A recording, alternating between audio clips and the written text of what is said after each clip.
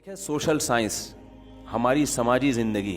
یہ تو بھی یونیورسٹی میں باقاعدہ پڑھایا جاتا ہے کہ انسان کو ایک روحانی طور پر اخلاقی، جس کو ہم روحانی کہہ دیتے ہیں، وہ اخلاقی طور پر انسان بلندی تک کیسے پہنچ سکتا ہے، جسے ہم آسان زبان میں کہتے ہیں انسان اچھا انسان کیسے بن سکتا ہے. یہ بھی ایک سائنس ہے جو یورپ میں پڑھائی جاتی ہے. تو یہ والی جو سائنس ہے نا، سوشل سائنس جس کو کہا جاتا ہے، ایک ہے میڈیکل سائنس. ڈاکٹر کیا کرے گا؟ آپ کی صحت کو سائنس کی روشنی میں اچھا کر دے گا. ڈولے شولے بن گئے آپ کے، کولیسٹرول فری ہو گئے آپ، یعنی اتنا کولیسٹرول جتنا ضروری ہے، ویٹ آپ کا بڑھا دیا. لیکن اس سے اچھا تھوڑی بن جائے گا. ہو سکتا ہے وہ چور نکلے، ہو سکتا ہے اسی صحت کو وہ ڈکیتی میں استعمال کرے، ہو سکتا ہے وہ اپنے ماں باپ کا گلا گھوڑ دے. تو اچھا بنانے کے لیے یورپ نے جب مذہب کو نکالا نا اپنی یونیورسٹیوں سے، عیسائیت سے بغاوت کی انہوں نے، تو اچھا بنانے کے لیے انہوں نے کیا طریقہ اختیار کیا کہ انسان کو اچھا بچہ بنانے کے لیے بھی ایک عقل کی روشنی میں اور حواس کی روشنی میں ایک علم وضع کیا جس کو سوشل سائنس کہا جاتا ہے کہ بھئی اس کے بنا بھی کیا مشاہدے پر ہے. تو مشاہدات کی روشنی میں ہم یہ فیصلہ کریں گے، تجربات کی روشنی میں، مشاہدات کی روشنی میں ہم ایکسپلین کریں گے کہ اچھے کی ڈیفینیشن کیا ہے اور اچھا انسان کسے کہتے ہیں. یہاں بھی گڑبڑ کر دی، یہاں بھی کیا کر دی بھئی. آپ جو تجربے کر رہے ہو تو اس سوسائٹی میں کر رہے ہو جو پہلے سے بنی ہوئی ہے. ہو سکتا ہے یہ اچھی ہو ہی نہیں. آپ لوگ کی سمجھ میں نہیں آ رہا تو کس کی سمجھ میں آئے گا؟ سوسائٹی کلچر ایک دوسرے کے کتنے ڈیفرنٹ ہوتے ہیں نا. آپ کلچر کو اپنا باپ بنا رہے ہو تو کلچر کو تو آپ نے پہلے فرض کر لیا کہ ٹھیک ہے، ہو سکتا ہے یہ کلچر ہی غلط ہو. یہاں بھی انسان خدا کی قسم گھوڑے دوڑاتا رہے گا عقل کے. کبھی کسی ایک پوائنٹ پہ دو فلاسفر بھی جمع نہیں ہو سکتے. نتیجہ کیا نکلا؟ ان میں اتنا اختلاف ہوا نا. مثال کے طور پر نکاح کر کے رہنا چاہیے یا زنا کرنا چاہیے، عقل کوئی رہنمائی کرے گی یہاں پہ؟ کچھ لوگ کہیں گے نہیں جی جوڑوں کی شکل میں رہنا چاہیے، نکاح ہو، اس سے تمیز ابا اماں چچا ماموں وجود میں آتے ہیں. دوسرے کہتے ہیں نہیں آتے تو کیا ہو جائے گا؟ ٹھیک ہے نا، اگر زنا کر لیں تو کیا، یہ تو مذہبی لوگوں نے کہا زنا بری چیز ہے تو ہم رہ لیتے ہیں، ہم کیا ضرورت ہے. تو ان کے ہاں پھر اچھے کا ہوتے ہوتے نا، اچھے کی فہرست سے بہت ساری چیزیں نکلتی چلی گئیں. مذہب نے تو بہت ساری چیزیں ڈالی تھی نا، جو اپنے ماں باپ کے ساتھ اف کرتا ہے، ان کی خدمت نہیں کرتا. ماں باپ نے کبھی ہاتھ اٹھا لیا تو برداشت کرنا ہے تمہیں. جو ابا کے تھپڑ کے جواب میں وہ ابا کو تھپڑ مار دے یا پولیس کو فون کرے تو مذہب کیا کہتا ہے؟ یہ اچھا آدمی ہے. مذہب کہتے نہیں برا آدمی ہے، احسان فراموش ہے.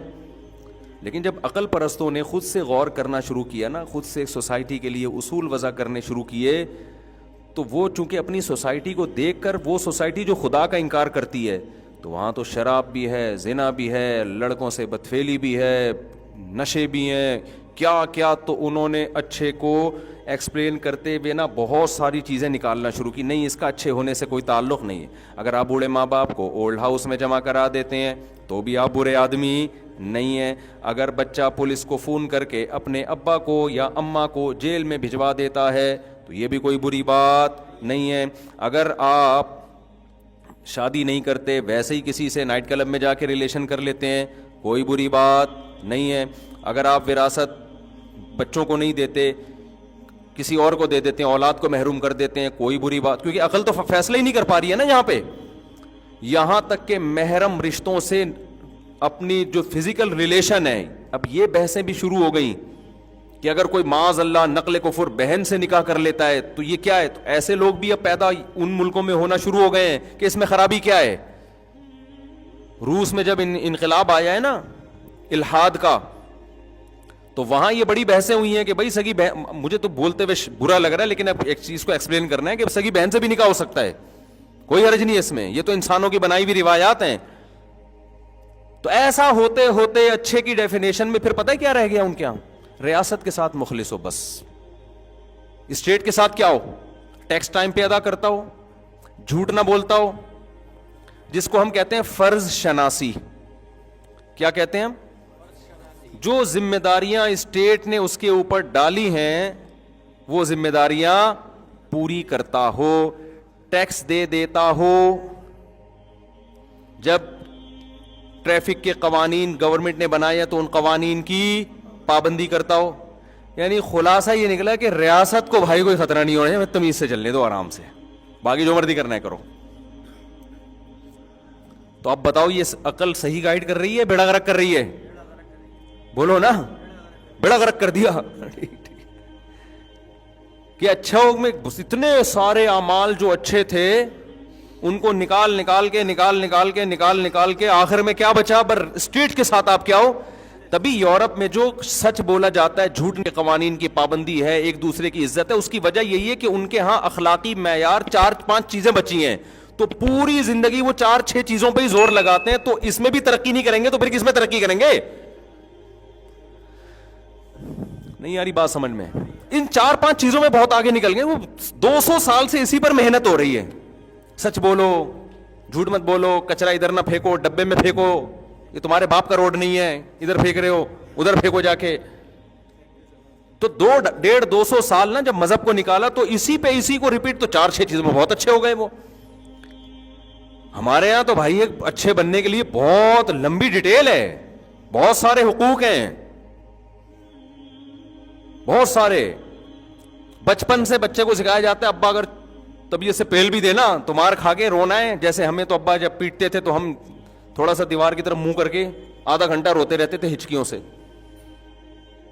کیونکہ ہم اگر ابا کو جواب دے دیتے ابا آپ نے مجھے کیوں ہاتھ اٹھایا, تو ہماری تو خاندان میں کوئی عزت 2 ٹکے کی نہیں رہتی. ہمیں پتا یار سوسائٹی میں ہم پر ایک دھبا لگ جائے گا, انتہائی بدتمیز بچہ ہے تو پٹے. اور اماں ہماری چمٹا دکھا رہی ہیں گرم گرم, کریلے پکے ہوئے کھا, ہمیں دل نہیں چاہ رہا کریلے کھانے کا. گورا تو کہے گا جو دل نہیں چاہ رہا بچے کو وہ کھلانا ظلم ہے, مساوات یہ ہے نا. اسلام کیا کہتا ہے؟ بھائی ٹھیک ہے بار بار تو ایسی چیز نہ کھلاؤ ورنہ بچہ ہی تو مر جائے گا, لیکن کبھی کریلے بھی کھلاؤ یار. روزانہ یہ نہیں ہوتا کہ روزانہ بھنڈی پکے گی یا روزانہ گوشت پکے گا. بچہ ماں باپ کی مرضی جو ہوگی وہ کھائے گا, کوئی زہر تھوڑی کھلا رہے ہیں. آج تیرا باپ بھی یہ کھائے گا, کریلے کھا تو. اب اماں ہمیں چمٹا دکھا رہی ہیں, کھا بھائی, ہم یوں کر کے کھا رہے ہیں اور اس سے بھی ہو رہے ہیں. شکایت کسی سے کریں گے تو دوبارہ پٹیں گے. اب جا کے ہم شکایت کریں ابا سے کہ ابا ایک تھپڑ اور لگایا, بھائی تیری تو اپنی ماں کی نہیں مان رہا. زیادہ سے زیادہ ابا سفارش کر دیں گے بھائی وہ پکا لو جو بچہ چاہ رہا ہے پکا لو. تو بچے کو تو تربیت کرنی پڑتی ہے نا. آپ اس کو شروع سے مرغوں کی عادت ڈال دو وہ تو دال کبھی کھا ہی نہیں سکے گا. تو یہ تو ماں باپ فیصلہ کریں گے کہ کیا کھلانا ہے اس کو. ہاں جب ظلم کر رہے ہو, بار بار کریلے کھلا رہے ہو بچے کی خیال, وہ تو ایک الگ بات ہے, وہ تو پھر ماں باپ برے ہیں, پھر سوسائٹی ان کو برا بھی کہتی ہے. ایسا نہیں ہے کہ تم اپنے بچوں پہ کیوں ظلم کر رہے ہو. تو کتنی لمبی فہرست ہے نا ہمارے یہاں. پھر صبح اٹھ کے نماز پڑھنی ہے, نماز نہیں پڑھیں گے. مجھے یاد ہے ہم جب چھوٹے تھے 9-10 سال کے, ہمارے ابا اٹھاتے تھے فجر میں ہمیں. اس وقت تو ہمیں عقل نہیں تھی. وہ سردیوں میں آدمی اٹھ رہا ہے, سردی کی نیند کتنی زبردست ہوتی ہے, اٹھ کے جا رہے ہیں نماز پڑھنے, آدھے راستے سے ٹن مارا. دیکھا ابا پہنچ گئے, آدھے راستے سے ٹن مارا. ایک دفعہ میں آدھے راستے سے ٹن مار کے نا گھر آیا اور گھر میں نماز پڑھ لی میں نے. تو میرے بڑے بھائی نے دیکھ لیا, انہوں نے بولا ادھر آؤ. جی کہہ رہے بھائی یہ مسجد میں جو جماعت ہوتی ہے یہ کس کے لیے ہوتی ہے؟ میں نے کہا ہم مسلمانوں کے لیے ہوتی ہے, جو بھی مسلمان لوگ پائے جاتے ہیں. تو انہوں نے کہا یار ابھی سے تم یہ سستی کر رہے ہو, ادھر ہی نماز پڑھ کے تم نے ویسے ڈانٹ لگائی ہے. کیوں؟ ان کو لگا کہ یہ اس کا عمل کیا ہے, اچھا ہے کہ برا ہے؟ برا ہے. لیکن اگر آپ مغربی دنیا سے غیر مسلم سے پوچھیں گے تو وہ شاید ابا کو برا کہہ رہے ہو کہ بچے کو صبح صبح کیوں اٹھا رہے ہو. خدا کی قسم ہم پر احسان کیا ہمارے باپ نے, جو آپ ہم نماز پڑھ رہے ہو سکون مل رہا ہے ہمیں. ہم پہ چھوڑ دیتے, ہم تو 12 بجے سو کے اٹھتے. یہی لوگ جب بچوں کو اسکول کے لیے اٹھاؤ تو اس کو ظلم نہیں کہتے. بھائی اگر بچے کی جو رائٹس ہیں تو پھر بچے کو خود فیصلہ کرے گا بڑا ہو کر کہ میں نے اسکول پڑھنا ہے کہ نہیں پڑھنا. لیکن آپ جواب میں کیا کہتے ہو؟ جب یہ فیصلہ کرے گا نا پڑھائی کی عمر نکل چکی ہوگی, اب اس کو پڑھانا ہے. جب پڑھانا ہے تو نماز بھی پڑھوانی ہے میرے بھائی. اللہ کو ہم تو مانتے ہیں, اسکول سے زیادہ ہمیں اللہ پر یقین ہے کہ جس خدا نے پیدا کیا اس کو کیسے بھلا دے بچہ. تو ہمارے ہاں حقوق کی فہرست, پھر بڑے بھائی بھی تھے, ہماری بڑی بہن بھی تھی, چھوٹے بھائی چھوٹی بہنیں, ان کے حقوق. بھائی نے بھی پیٹ دیا ایک دن, صحیح ہے نا.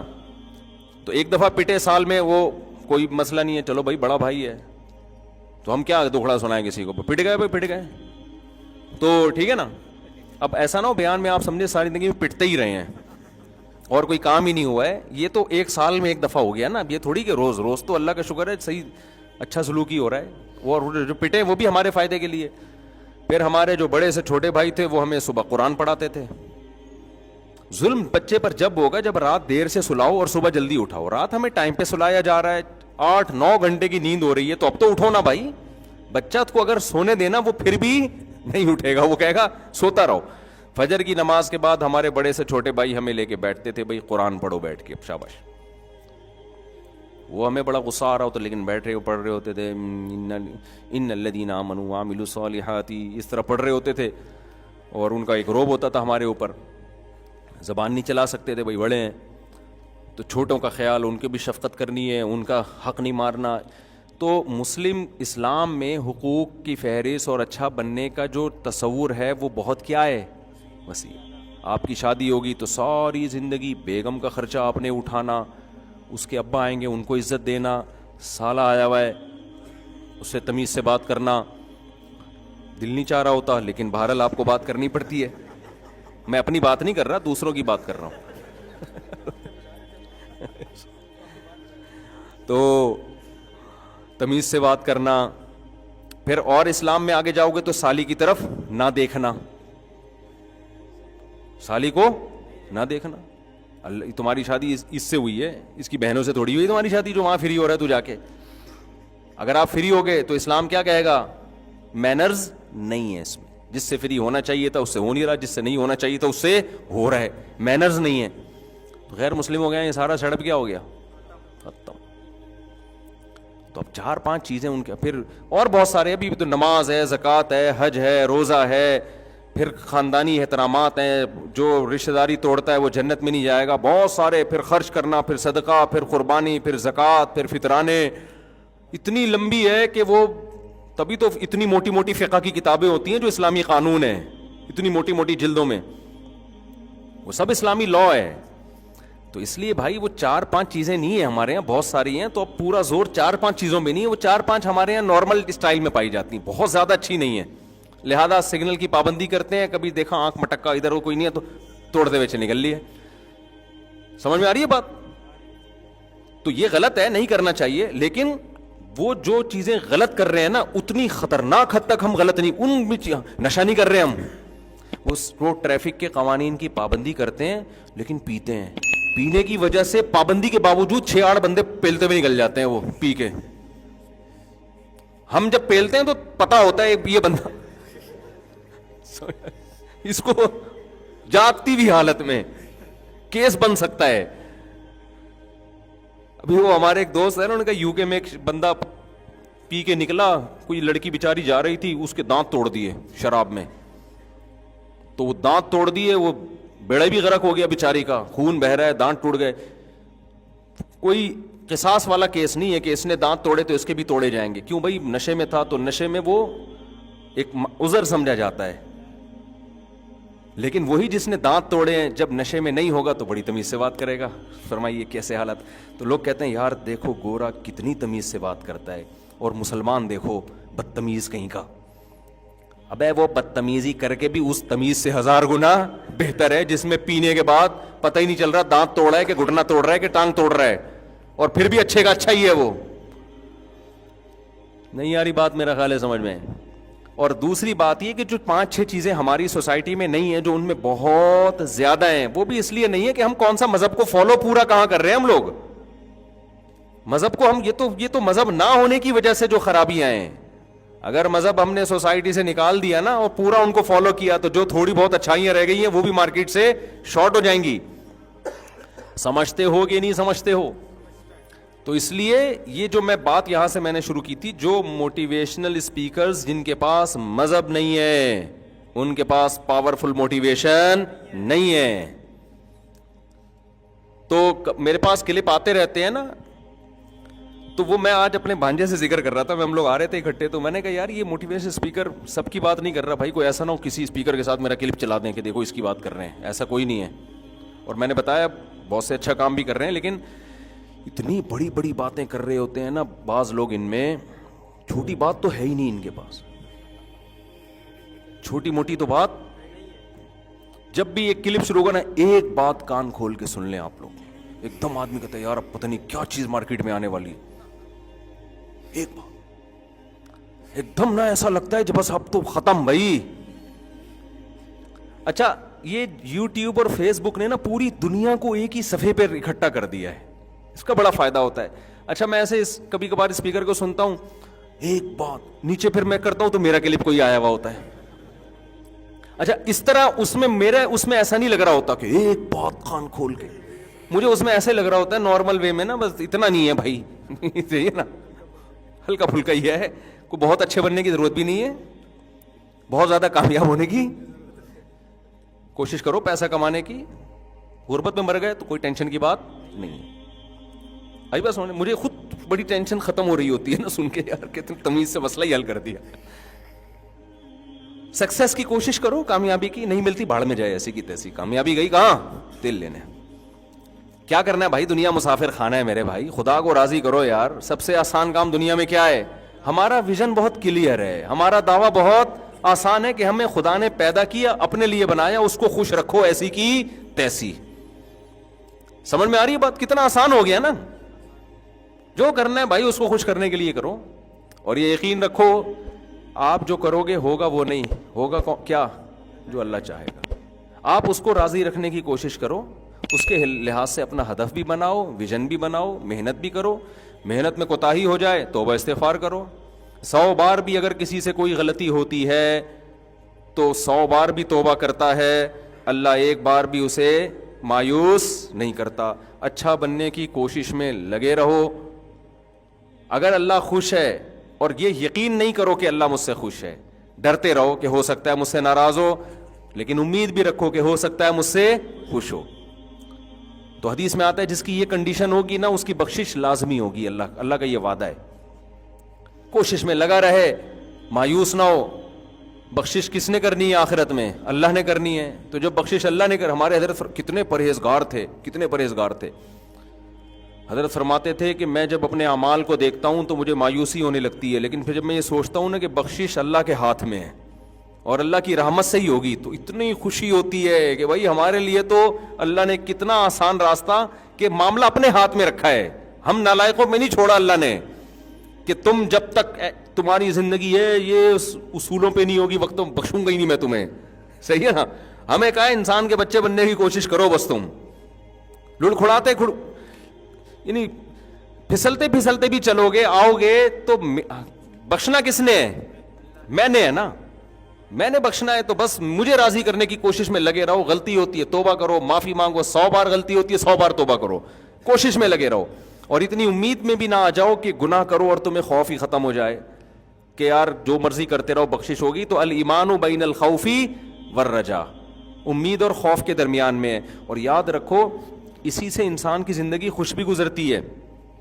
اگر امید اور خوف دونوں نہ ہو نا، خالی امیدیں ہوں تو انسان اترانے لگتا ہے. یہ بھی بے سکونی کا ذریعہ بنتی ہے چیز. خوف ہی خوف ہو تو نا امیدی ہونے لگتی ہے، یہ بھی بے سکونی کا ذریعہ بنتی ہے. اسلام نے وہ لائف اسٹائل دیا ہمیں اور وہ نظریہ اختیار کرنے کا حکم دیا جس سے ہماری زندگیوں میں بھی بیلنس رہے اور سکون رہے. اگر آپ کو خوف نہ ہو نا ہلکا پھلکا سا تو چیزوں کے آنے کی خوشی بھی نہیں ہوتی. دیکھو غریب آدمی کو جب کوئی تحفہ دو کیسا خوش ہو جاتا ہے. مالدار کے پاس اتنا ہوتا ہے کہ اس کو آپ اگر نلی نہاری بریانی ڈال کے نیمبو نچوڑ کے کھلا دیں تو کیا اس کو ہوگا؟ وہ یار یہ تو ہم کھاتے ہی رہتے ہیں. اور اگر غریب آدمی کے پاس کچھ آئے نہیں تو بھی ٹینشن میں جائے گا. تو دونوں چیزیں نا، فقر کا خوف اور غنا کی امید، یہ جب دونوں چیزیں ساتھ ساتھ چلتی ہیں تو خوشی اس وقت ہوتی ہے انسان کو. سمجھ میں آ رہی ہے بات کہ نہیں آ رہی ہے؟ تو وہ جب آتے ہیں نا کلپ، ایک بات کان کھول کے سن لینا، ایک دم میں ہل جاتا ہوں پتہ نہیں کیا لے کر آئے گا نا مارکیٹ میں. تو لوگ بھی ایسا پھر کلیپنگ ہو رہی ہوتی ہے.